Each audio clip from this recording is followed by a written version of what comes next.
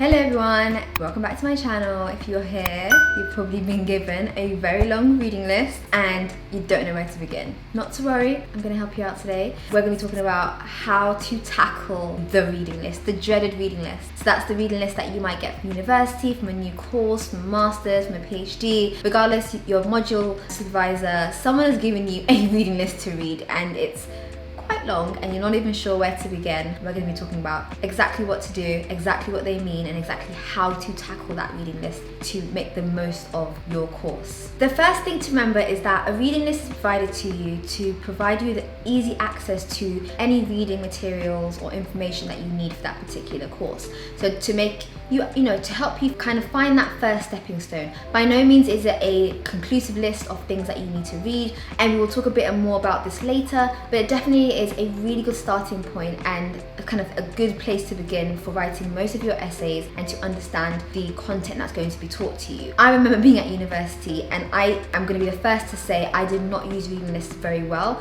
In fact, I actually feel like I didn't use them at all, if anything. My plan of action was get the reading list, look at the book, ask someone or find out what someone else is borrowing, and just to go and borrow the biggest book that was on that list and the book that required had the longest waiting time, because I felt like that's what everyone else was reading, so I need to read it too. That was such a bad way of approaching reading lists, and I now know that there's a completely easier way of approaching a reading list and being able to know exactly what you should read first, exactly what you don't necessarily need to read, and exactly how you should read it. So I post videos every single week, so if you want to see more content like this, then don't forget to subscribe to my channel. So your reading list could kind of come in two formats. One might be when you get your module handbook, there might be a reading list inside the module handbook, which may not be very obvious, so do take a look. There tends to be a reading list in that module handbook. It's either printed or will be available online. At the back, there'll be a list of books, journals, any kind of material that you might want to read and might need to read to understand better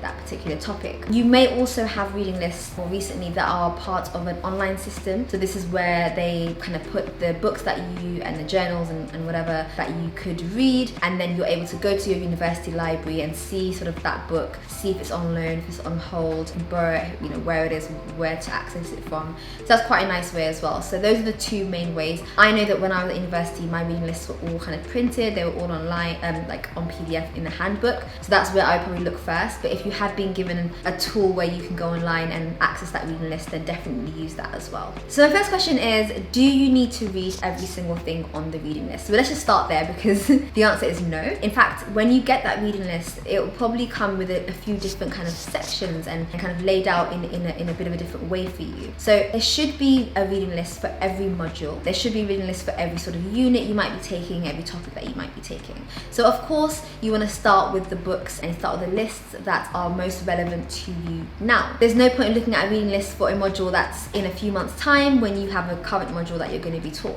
So definitely think about trying to go in chronological order and reading the reading list for the module and the topic that you're learning right now. And then what you'll find is that your reading list will be sort of categorized as to a few different categories. So firstly, you might find a list, a kind of section called essential reading or like core reading. So core or essential means that they are, it says that essential is obviously in its name, but core means that this is a book that really is the fundamentals and makes up the basis of this particular topic. So definitely should read that, definitely at least, take a look and get a chance to grab that. And any essential reading as well, I would highly recommend taking a look at those, because a lot of the questions that you might get in your assessment or dissertation would be probably based on those. They may be books that were written by your lecturer themselves as well, so it'd be a good idea to understand their thinking too. And then you might have a section called recommended and background reading. So again, these would be kind of books that you don't have to read, but they are recommended. So if you are able to get beyond the initial kind of core information, then recommended reading is also another good one where you can kind of go a bit beyond that in introduction to the topic, and you can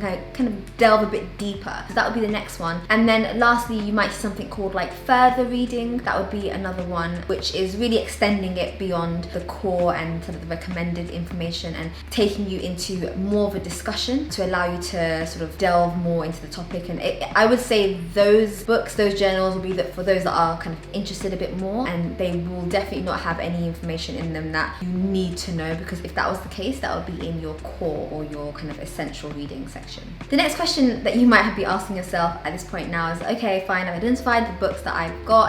There's still a list of like 10 to 15. How many do I actually need to read? And unfortunately, there isn't a definitive answer to this, but there is a good answer to it, which is more than just 2 or 3, I would say. Particularly because at the end of any module, you're going to have to do an assessment, which usually is a dissertation or an essay. And what they're going to be looking for, what your examiner, your lecturer is going to be looking for, is to see whether you have done that core reading and whether you have looked at the recommended books that they have provided you. Now, it's not enough to just read the recommended books or to just read the essential books, the core books. You do need to go beyond it. And this is because otherwise your view of the topic is quite limited if you're only looking at 1 or 2 sources. And you know, in a dissertation, a lot of the time they say that there needs to be a minimum of at least like 10 sources, for example, depending on sort of the length of your essay. But in general, more is better, but it's better to get a deeper understanding. So I'd rather read maybe 2 or 3 books in depth and understand those topics really well and kind of get a really good grip, and then read 2 or 3 sort of skim read or read some chapters that I'm interested in, and then maybe another couple read a few different sections as well. By the end of it, you probably would read about 10 books, I would say, per module, which is pretty standard. Sounds like a lot, but you're not doing the in-depth reading for all of them. 2 or 3 would be in-depth, another 2 or 3 would be sort of skimming a few chapters, and then another 2 might be picking out a few sections for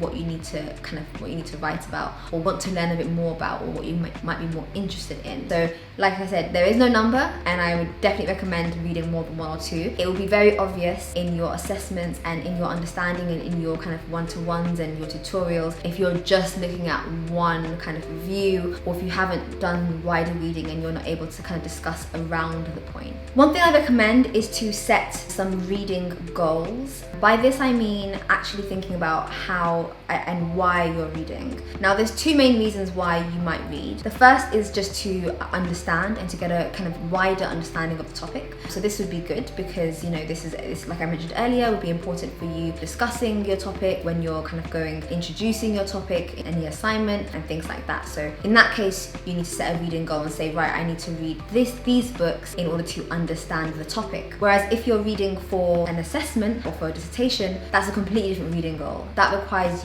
more depth than breadth. So you look at the essay question. The essay question is asking you to explain or describe or whatever a certain thing. Now that's going to require a reading goal that's a lot more kind of, you know, narrow and a bit more focused. So you're going to want to think a bit more about, right, if I need to write this topic, I need to have at least 10 papers, 10 journals, 10 books that I have taken a look at. And so that becomes your reading goal, and that focus is a bit more narrow. So understanding why you're reading is just as important as understanding sort of what you're reading. Now that we've talked about sort of the reading list and sort of what you're going to read in kind of the order that you want to read it in, I want to quickly, briefly touch upon active reading. Now, I want to talk a bit more about how to read critically in another video, but for now, I want to think about active reading and why active reading is really important. When you're reading, you know, a book, a storybook, a non-fiction, you don't necessarily have to actively read. You just need to engage with the information and try your best to kind of, you know, keep on track with what's going on. But you're not taking any notes. You're not trying to reference and things like and think critically about it. It's just reading. Whereas when you're reading for university and you've got this reading list in front of you, you've got the book that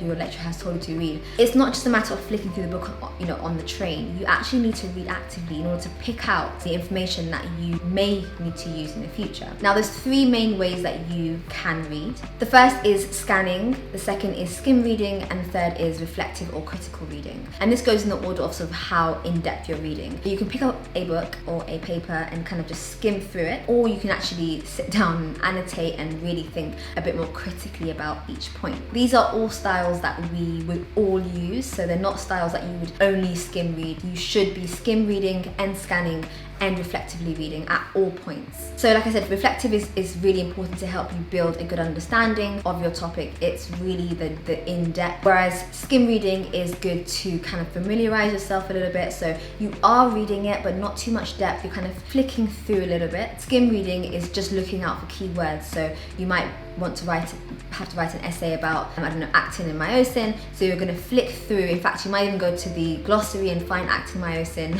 and then look for the contents and look for where it is and just go to those pages. So you're really skimming through, you're not reading everything. Those are all absolutely justifiable types, ways of reading, and you should be aware of why you're using one of them and when it's, better to just skim than it is to read in depth. And I want to quickly touch upon going beyond the reading list, because I've talked about the reading list, but actually I find that the best essays are half reading list, but also half independent reading. So books and journals and papers that actually haven't been suggested to you. So how do you find those? Start from the books and the kind of titles that have been given to you. And then if you go online, you can look for similar books or similar articles with a paper, with a research paper. You can look for articles that have been cited by that paper or have cited that paper on Google Scholar.